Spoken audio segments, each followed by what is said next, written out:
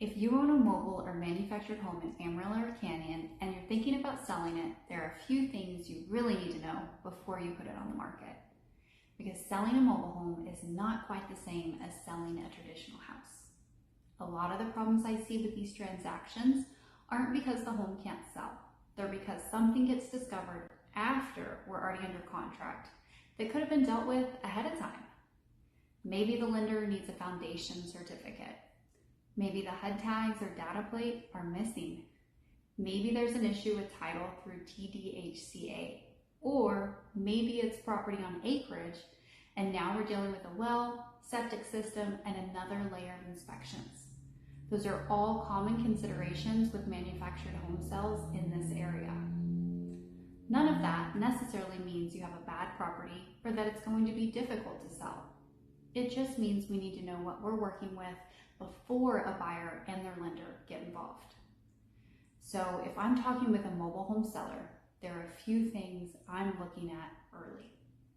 First, how is the home titled and is it being sold with the land?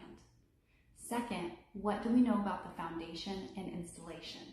Depending on the buyer's financing, an engineering certificate may be required. Third, do we have the HUD tags and the data plate?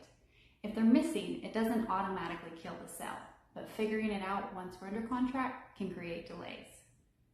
Then I want to know the age of the home, whether it's ever been moved, what kind of financing may be available, and if land's involved, we need to know about the well and septic. And this is one of the reasons I work with mobile homes. They're often misunderstood, and frankly, not every real estate agent works with them enough to know what to look for ahead of time. I do. And I also happen to live in a manufactured home myself. So I'm not somebody who looks at these properties like they're somehow less than a regular house.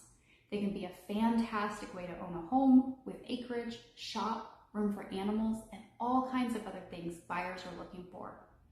So if you have a mobile home in the Amarillo or Canyon area and you're thinking about selling it, don't wait until you're under contract to find out what problems you might have. Give me a call. Let's figure out what you have, what it could sell for, and what, if anything, we need to get taken care of before we put it on the market.